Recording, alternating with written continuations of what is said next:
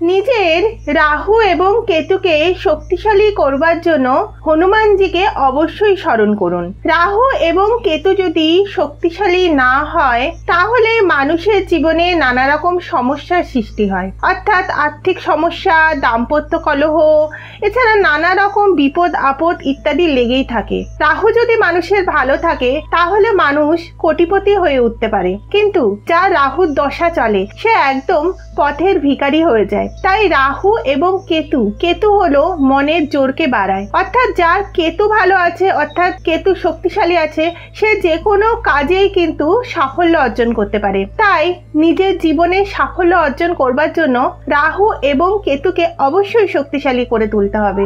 রাহু এবং কেতুকে শক্তিশালী করতে গেলে অবশ্যই প্রতিদিন নিয়মিত হনুমান চল্লিশা পাঠ করতে হবে। হনুমান চল্লিশা পাঠ করবার সময় অবশ্যই সামনে একটা অখণ্ড প্রদীপ জ্বালিয়ে রাখতে হবে। সেই অখণ্ড প্রদীপের সামনে শুদ্ধ চিত্তে শুদ্ধ মনে কিন্তু হনুমানজির স্মরণ করতে হবে এবং হনুমান চল্লিশা পাঠ করতে হবে। সেটা যদি 108 বার হয় তাহলে ভীষণ ভালো হয়। অবশ্যই সেই দিন নিরামিষ আহার গ্রহণ করতে হবে, কারণ হনুমান চল্লিশা পাঠ করবার সময় যদি নিরামিষ আহার গ্রহণ করা যায় তাহলে কিন্তু বিশেষভাবে সেটা কার্যকরী হয়। মাছ, মাংস, ডিম, পেঁয়াজ, রসুন এই সমস্ত খাবার খেয়ে হনুমান চল্লিশা পাঠ করলে কিন্তু সফলতা অর্জন করা যায় না। তাই চেষ্টা করবেন যেই কদিন ধরে আপনারা হনুমান চল্লিশা পাঠ করছেন অবশ্যই ব্রহ্মচর্য প্রথা পালন করেই কিন্তু হনুমান চল্লিশা পাঠ করতে হবে।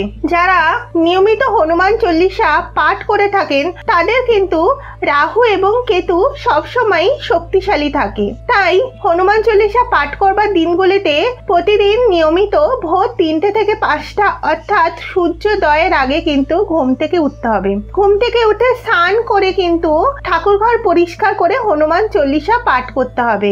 যে কদিন আপনি হনুমান চল্লিশা পাঠ করবেন নিজের কেতু এবং রাহুকে শক্তিশালী করবার জন্য অবশ্যই সে কদিন সামনে নিকটবর্তী কোনো মন্দিরে গিয়ে একটা প্রদীপ জ্বালিয়ে আসবেন। সেই প্রদীপ জ্বালিয়ে আপনি সেখানে যদি 15 মিনিটের মতো ধ্যান করতে পারেন তাহলে কিন্তু ভীষণ ভালো হয়। অবশ্যই ওই দিনগুলোতে কোনো হতদরিদ্র মানুষকে যদি কিছু খাবার বা কিছু জিনিস দান করতে পারেন তাহলে কিন্তু খুবই উপকার পাবেন। অবশ্যই এই হনুমান চল্লিশা পাঠ করবার দিনগুলোতে কোনো রকম নেশা জাতীয় খাবার গ্রহণ করবেন না এবং আপনারা কোনোভাবে কারণ নিন্দা করতেও কিন্তু পারবেন না, কারণ নিন্দা করলেও কিন্তু হনুমান চল্লিশা পাঠ করলে সেটা কিন্তু কার্যকরী হবে না। অর্থাৎ সাত্ত্বিকভাবে ব্রহ্মচর্য প্রথা পালন করে শুদ্ধ চিত্তে হনুমানজির স্মরণ করতে হবে, তবে কিন্তু আপনার রাহু এবং কেতু শক্তিশালী হবে। এইভাবে আপনি যদি নিয়মিত হনুমানজির স্মরণ করে থাকেন তাহলে জীবনে নানা সাফল্য অর্জন করতে পারবেন। এবার প্রশ্ন হলো, অনেকেই তো আমিষ জাতীয় খাবার খান, নিরামিষ জাতীয় খাবার খান না, তারা কি করবেন? তারা অবশ্যই 41 দিনের একটা সংকল্প করবেন। সেই সংকল্পে অবশ্যই সে কদিন নিরামিষ আহার গ্রহণ করবেন। কোনো প্রকার পেঁয়াজ, রসুন, মাছ, মাংস, ডিম এই জাতীয় খাবার ওই 41 দিনের মধ্যে কিন্তু ঘরে ওঠাবেন না এবং চেষ্টা করবেন পরিবারের সকলে মিলে নিরামিষ আহার গ্রহণ করতে।